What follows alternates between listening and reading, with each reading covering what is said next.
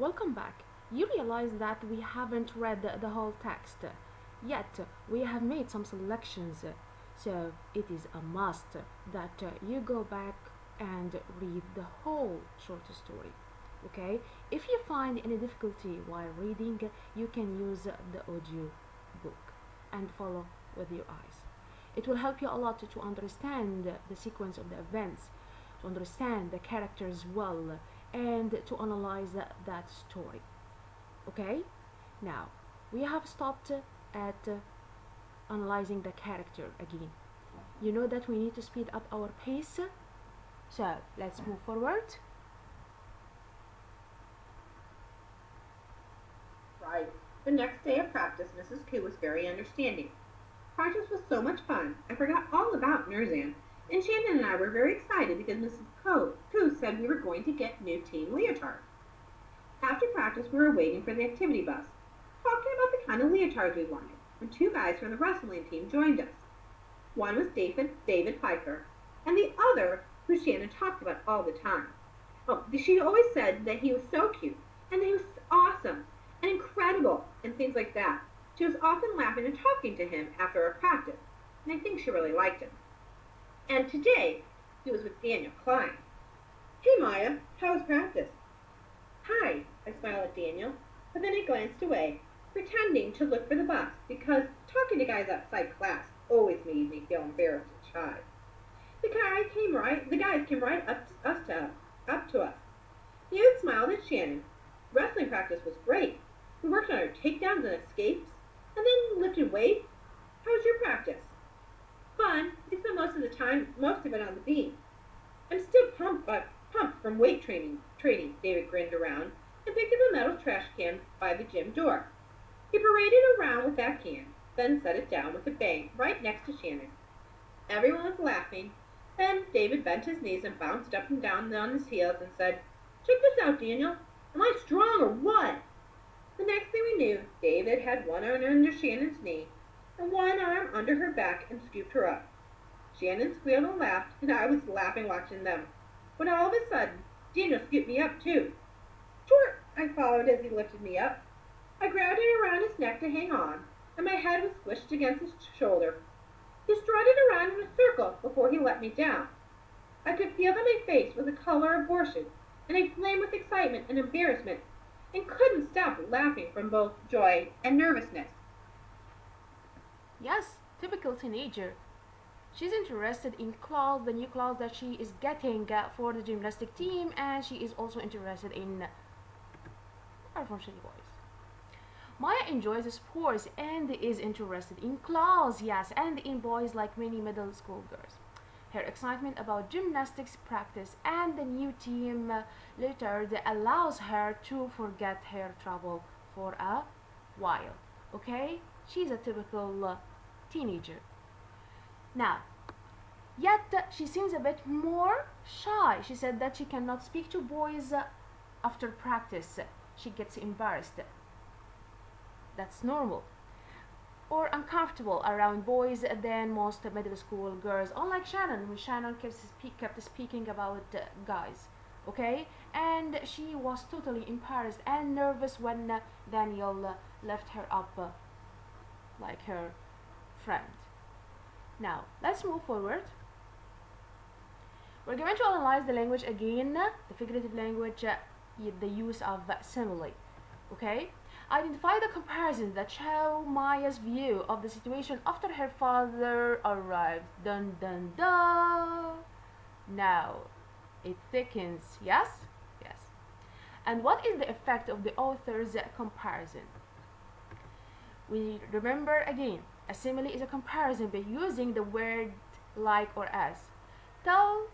Okay, you should know that such comparison can help readers make a connection to the character's emotion. Okay? Why? Because when you use figurative language, you use very expressive, descriptive language. You compare your feelings and your ideas to everyday surroundings. That gives you a visualizing image and a deep insight into the character, as if you are in or you were in their shoe. So let's move forward to read the text. What happens with Papa? But Daniel didn't hear. Everyone was shouting and laughing, and he lifted me up even more as the lime green cab came to a halt in front of the school. The door slammed. Papa stood like a huge bull in his dark leather jacket and flung open the black back door of the cab. Maya Alzova! His voice roared as he crossed the parking lot. He pointed at me the way one might identify a criminal. "Any Suda!" he shouted in Russian. "Come here!" Daniel dropped me, and I ran to the cab, whimpering and trembling inside, like a dog caught stealing chickens. Have you noticed the depiction of the father? Wow. Here, the author said that Papa stood like a huge bull in his dark leather jacket. Okay, how mighty is he? Wow. Maya was whimpering and trembling inside like a dog caught stealing a chicken. And Papa's silence filled the cab like a dark cloud. What a intimidating man. So, the comparison here emphasizes that Papa's strength and power while showing how defenseless Maya feels. Okay, now she is a miniature in front of her gigantic, enormous, strong father. Okay, yes, she has done something embarrassing. Again, back to the conflict. You know, again, the conflict that she wants to go to the school dance. Now, we need you to find an evidence of Maya's parents' reaction to finding her with Daniel. And what does their reaction suggest about Maya's chance of being allowed to go to the dance? Of course, none. She has no chance. Remember, focus on wanting her parents to sign a permission slip so that she can attend the spring fling dance. Remember, things got thickened and complicated when Northern got in trouble and they blamed Maya for not watching over him. That's the second complication, the second rising action, when she was hanging out with her friends after practice. He again seemed transformed to a creature that was half man and half bull. "Gulnara!" He flung open the door, shouting for Mama, his voice filled with anger and blame. "Why are you here? Why are you here? What has happened, Abek?" Mama came from the kitchen as Nurzan darted through the doorway and peeked around like a little squirrel. I closed the front door and leaned against it with my wet palms flat against the wood, like a prisoner about to be shot. "Is this how you raise your daughter? Is this what you teach her? Lessons to be a toy for American boys?" Papa spat out the words. The color rose in Mama's face like a flame turned up on the stove. She spun towards me, her eyes flashing. "What have you done? Your daughter was in the arms of an American boy." Mama looked shocked. "When? How can this be?" she stammered. "Outside the school as I drove by. I found them at this. Don't you teach her anything? Who let her stay after school? Who gives her permission for these things? You are the one, Abek. If you left it to me, she would come home every day. She would not have this permission." Mama and Papa didn't notice that I went to the bathroom and locked the door. I heard it hurled by the sink and heard their angry voices rise and fall like the pounding of thunder. And then I heard a bang so fierce that the light bulb hanging from the ceiling swaying back and forth. Papa slamming the front door. Then I heard the engine of the cab and the sharp squeal of the tires as he sped away. Typical. Now the parents are blaming each other's. They put the blame on each other. Now, Maya's parents blame each other. Papa says, "Is that how you raise your daughter? Is this what you teach her?" And Mama says, "Who let her stay after school? Who gives permission for all these things? If you let it to me, she will come home every day." Now, since they see non-school activities as a problem, it seems unlikely that they will sign the permission slip for Maya to go to the dance. In the very beginning, if you read the whole story, you would have noticed that she said that Papa must like sports. That's why he allowed her to join the gymnastic team. Okay? Unlike the mother, Mama didn't like any extra schools activities or events. Let's move forward. Back to the characters. What does Mama mean when she says you have brought shame to your father and to this family? Come on, this is very shameful. Hang out with voice. The dialogue here emphasizes, means stresses or focuses on Mama's traditional views, okay?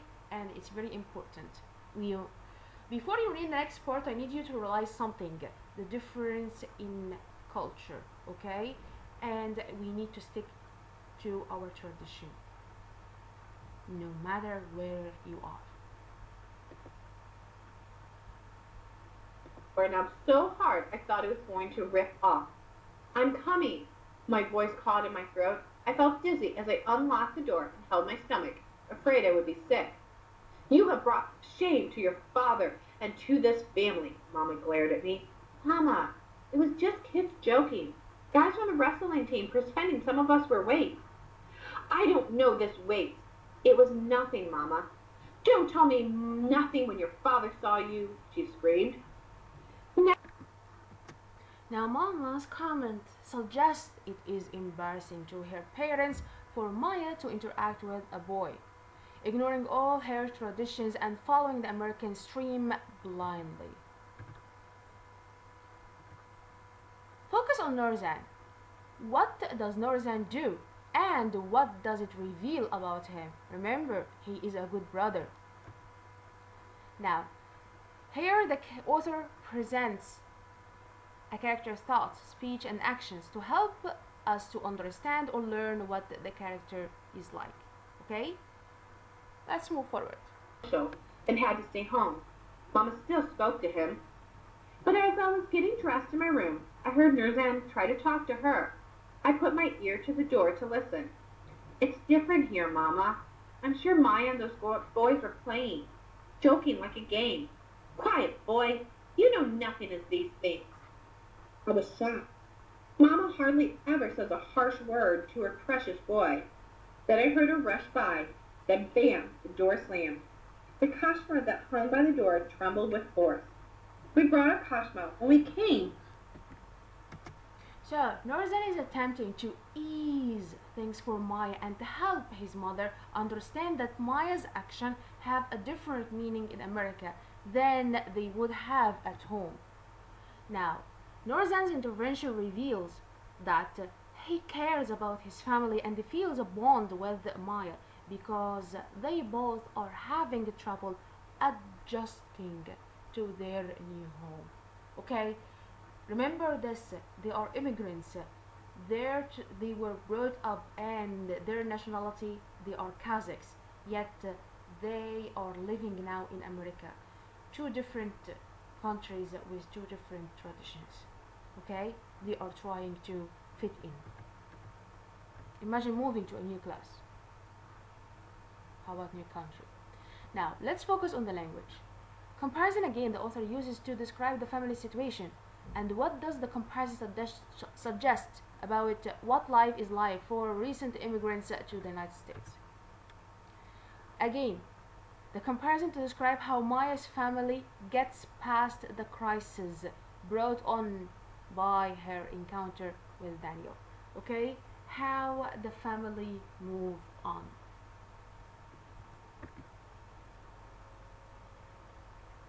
I wondered how long this tension and anger would stay in our home. I was afraid it might be a long time because Mama and Papa were so upset. But gradually, in the way that winter becomes spring, there was a slight thaw each day, perhaps because we were huddled together like a tiny Kashuk island in the middle of the great American Sea. We couldn't allow our winter to go on, and by the next week, things in my family were almost calm. Very strong family, yes? Now, the author says that they are like a tiny Kazakh island in the middle of the great American Sea, so they need to stick together. This suggests that new immigrants like Maya and her family, are somewhat isolated. They are alone in the stream. It gives us an implication that their isolation requires them to rely more on each other, and so the family members cannot remain angry at one another. Okay, we are together facing the storm. Family. Now, let's move to the plot again. Identify the ways in which Maya's life changes as the result of Mama's injury, and how does Mama's injury both simplify and complicate Maya's life. Okay, now we're reaching to the climax here. I need you to focus your attention on the way in which Mama's injury leads to changes in Maya's life, complications and simplifications. Next to it was a pair of crutches. Mama, what happened? I fell at work. Mrs. Horman took me to emergency room. I can't work for 6 weeks until it heals up. I must keep my foot up as much as possible. I'll start dinner. My eyes filled with tears. I felt so bad for her. I felt bad that I made them so upset when my father saw me and Daniel, even though I know I had done nothing wrong. It still bothered me that I had been the cause of such trouble in our house. It was decided that I'd take Mama's job for her for a while she couldn't work. I wouldn't go to gymnastics practice. Instead, right after school, I'd go straight to the houses Mama cleaned. The people Mama worked for agreed to this, and I worked at each house from 3:30 until 6:30, when Papa came to pick me up. I wasn't able to clean their entire house in this amount of time, but they told me which rooms were the most important, and I was able to clean those. Bathrooms were on the list at every house. I didn't mind doing Mama's job, although I did get very tired, and I was scared sometimes that I might break something when I dusted, especially at Mrs. Hathaway's house, because she had a lot of glass vases and some small glass birds. But I didn't mind vacuuming, mopping, dusting, cleaning cupboards, counters, stove, and refrigerators. I didn't even mind cleaning the toilets. It was all as if all the work I did at Mama's job was making up for the problems I caused. Besides, our family needed the money. When I finished working for Mama, as soon as I got home, I had to make dinner for everyone. Each day I got more tired, and on Friday, when I was peeling potatoes, I cut my finger. I thought it was just a little cut, so I washed it off and continued to peel. Thurston looked up from the table where he was doing his work. What's wrong with the potatoes? Nothing, I said automatically with my eyes half closed. They're red. What? The potatoes, Maya. They look like you painted them with red streaks. I looked down and saw my finger bleeding on the potatoes, and it scared me to be so tired that I hadn't seen that. It's just blood, Nurzan. I cut myself. They'll wash off. Oh, yuck. Quiet, boy, I said. I would wash it off. That night, Nurzan refused to eat the potatoes, even though there was no sign of blood on them, and I wanted to take the whole dish and dump them on his head. The next week, I was so tired after going to school and cleaning Mrs. Hathaway's house that I burned the chicken. After I put it in the oven and sat down at the table with Nurzan to do my homework, I rested my head on the book for just a minute, and the next thing I knew, Nurzan was pounding on my arm. Maya, the oven! He shouted. I woke to see smoke steeping from the oven. Oh no! I leaped up and grabbed a dish towel and pulled the pan from the oven. The chicken was very dark but not black, although all the juices at the bottom of the pan had burned and was smoking. It's okay, Nurzan, we can still eat it. Good. Nurzan didn't mind the almost burned chicken that night, but Papa did. This tastes like soup, Papa grumbled. I have to keep my foot up, and Maya's doing the best she can. It's not easy. She must go to school and then do my work and then cook for us. She is just a young girl. I looked at Mama and felt tears in my eyes. I couldn't remember another time when Mama spoke on my behalf. My tears were the kind you have when you know someone is on your side. Ooh, huge. It was decided that I would take my mama's job for her. I wouldn't go to gymnastic practice. As soon as I got home, I had to make dinner for everyone. Each day I got more tired.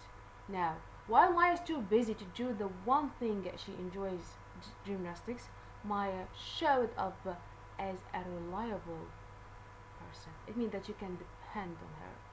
And therefore, she won the sympathy of her mother.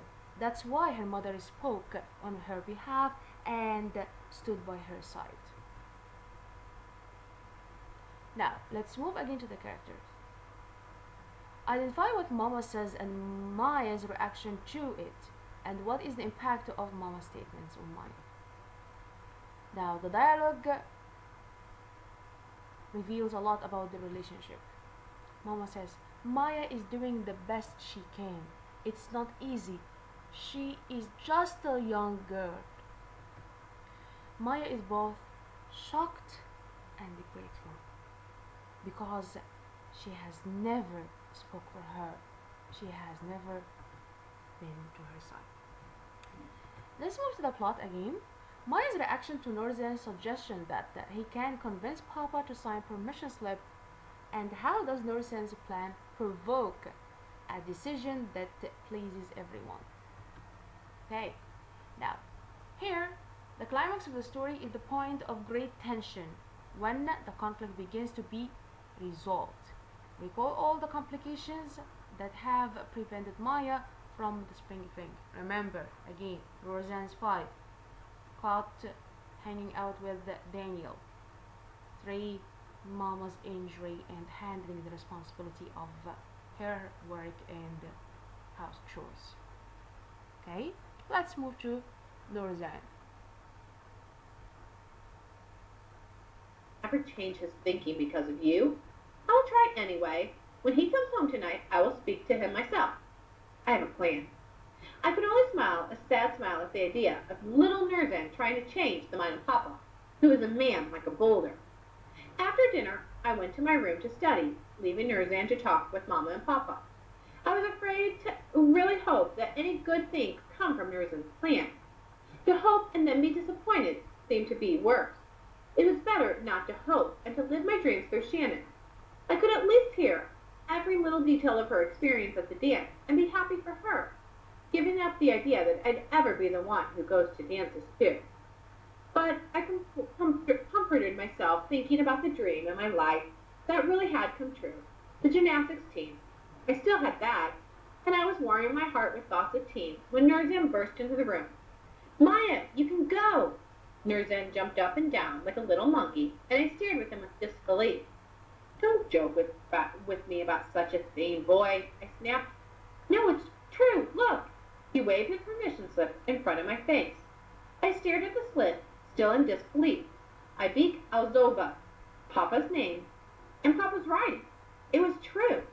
I was still staring at the slip, still completely afraid to believe such a thing could be true, when Mama and Papa come in.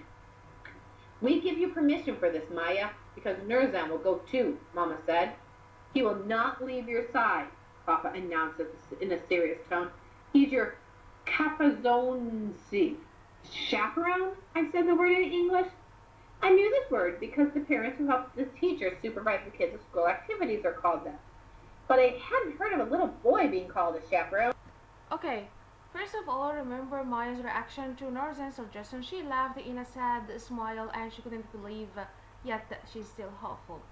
The second idea that she kept imagining and dreaming the aftermath, or sorry, the after party, when Shannon told her everything about the school dance and she couldn't be in. Now, this is extreme tension. She's waiting for a decision. Now, Maya's reaction from the text here could only smile a sad smile, afraid to really hope, stared at the slip in disbelief. Thank you, Mama. Thank you, Papa. Now, Nurzan's plan to be a chaperone keeps her in the company of a trusted family members while attending the dance. So, the plan here, Nurzan offered to chaperone Maya to the dance to look after her. Maya is allowed to attend the dance in a way that respects her parents' rules and traditions. Now, both Maya and her parents get what they want. Now, note the details of Nurzan's plan to chaperone Maya at the dance, and what does his plan reveal about him. Back to Nurzan. You remember that Nurzan is a young boy who stood for himself and didn't accept the humiliation and insult of the boy Ozzy. Now, again, the dialogue between the brother and the sister. And Papa and Mama left our room. Then I heard the front door close, and I knew Papa had left for work. That night, Nurzan and I whispered in our beds after Mama had gone to sleep. Nurzan, what will I tell my friends when you come to the dance? Don't worry, I thought about that problem. You tell them you must babysit for me. But at a dance? I think it will work. At least it's better than to say I am your chaperone. That is true. I watched the orange light of the mini mart sign blink on and off, and I heard Nurzan's slow breathing as he fell asleep. Thank you, Nurzan, I whispered as I began to dream of the dance. Remember that Nurzan is in elementary school, yes? So, when Maya expresses concern about what her friends will think about her having a chaperone, Nurzan says, I thought about the problem. You will tell them you must babysit for me, okay? Like her younger brother chaperones his older sister. The fact that Nurzan thought about potential problem, something that may happen, in advance and came up with a way to address them shows that he is becoming more grown up. His solution again reveals his understanding of both American and Kazakh cultures. Wow, I admire him. Back to characters, but this time we'll focus on the mother. Why Mama's gift for Maya is important to both of them. Why does the bracelet represent a change in Mama?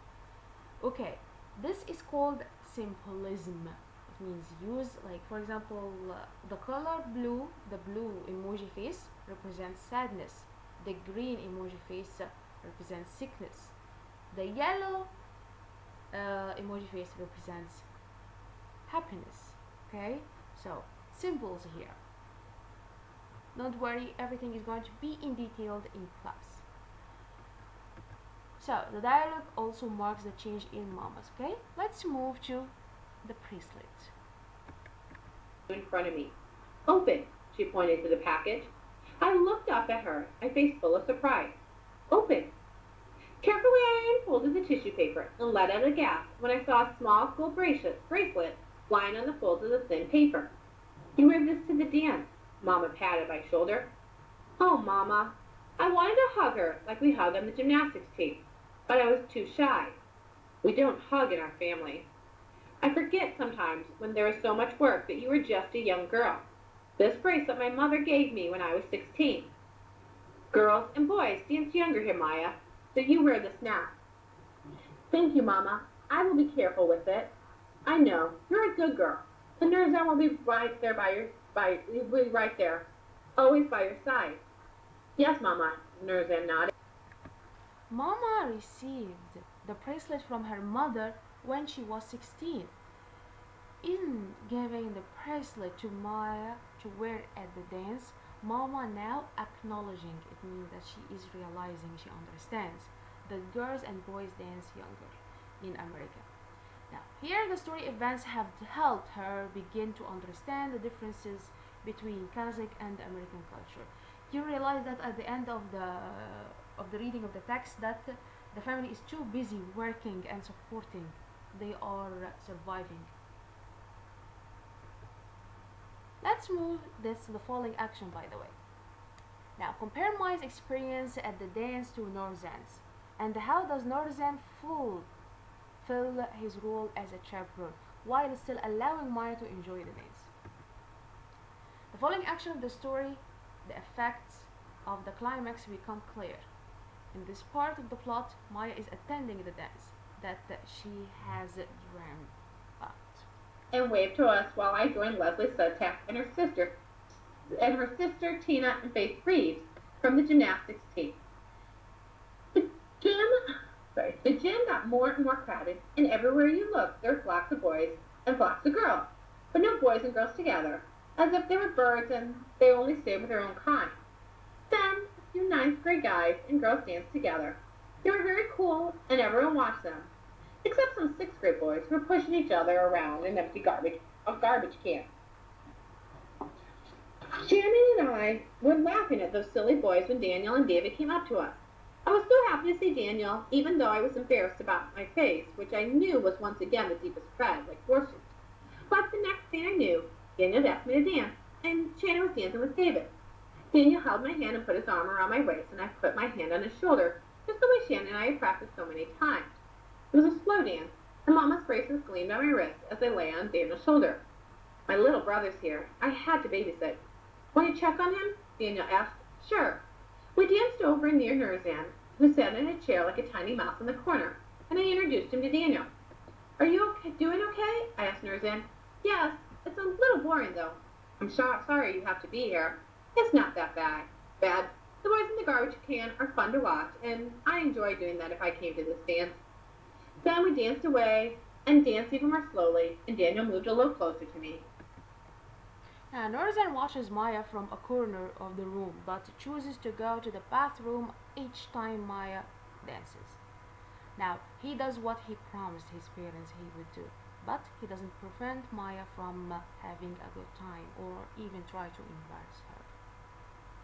Good brother. Finally, the relief, the resolution.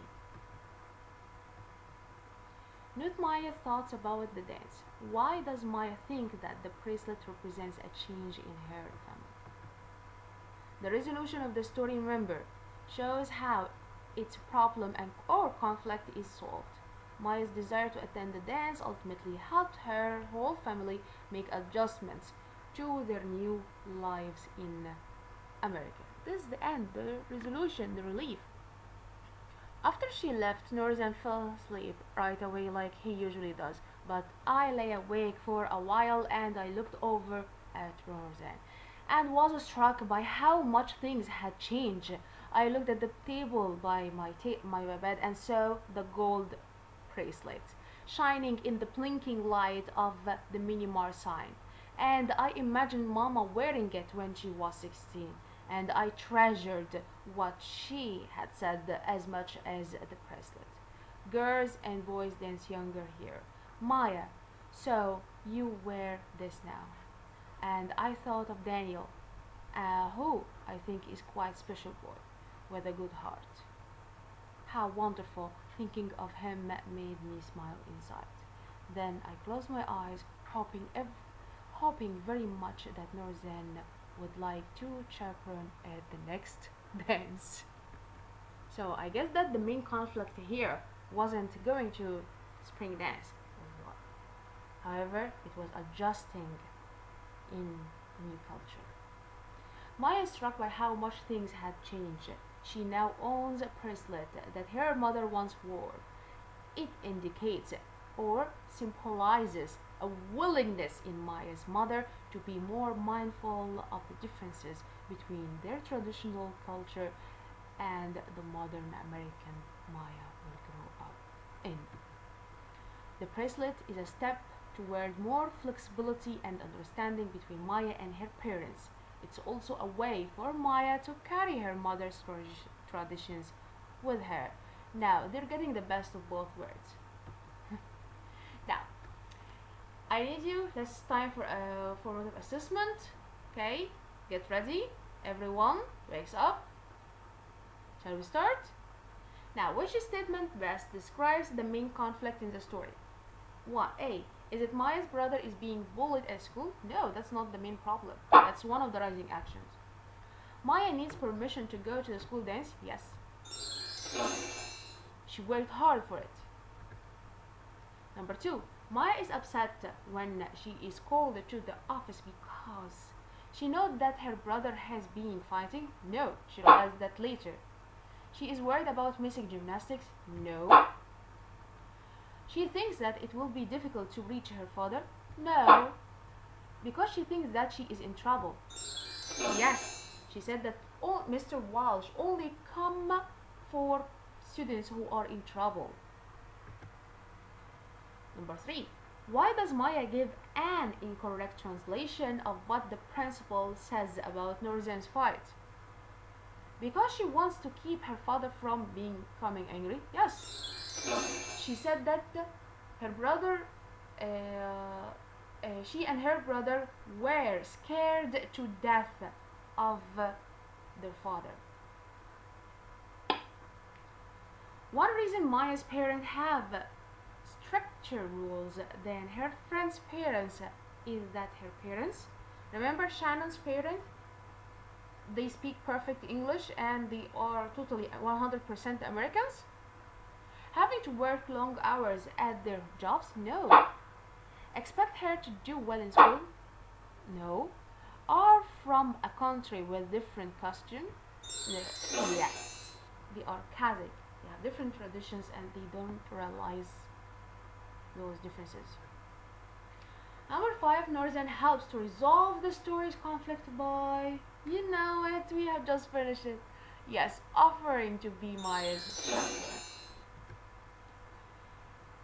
What does Mama do to show that she understands that growing up in America will be different for Maya? Come on, she gave her something that's a symbol for what? Yes, the bracelet. Okay, now time for Ask Questions. Which of Maya's actions show that she is a responsible daughter? Okay, you can check the lines, but I will try to recall the events. Come on. Number 1, she always translates for her family.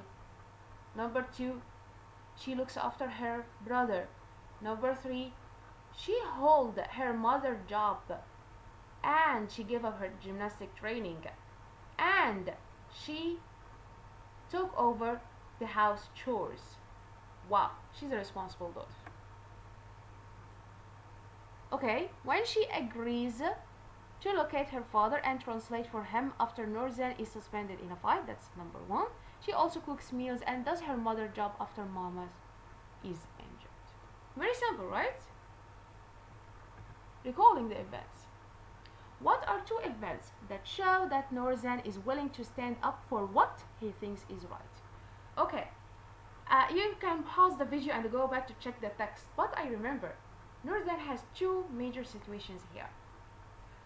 The first one was the fight. Regardless whether you agree that it's a good thing or not, he stood up for a bully. That's number 1. He didn't accept humiliation. Number 2, when he offered a solution that would suit both sides, would please Maya and let her go to the school dance and ease his concerned parents and follow the Kazakh tradition. He also figured out potential problems or obstacles on the way. So, Northern shows that he's willing to stand up for what he thinks is right in the fight with Ozzy, and his decision to help Maya to get the permission to go to the dance, regardless that he's a little boy. Yet, he earned the respect of everyone. That was the end of the lesson. Okay? Enjoy your time, stay safe, and be cautious.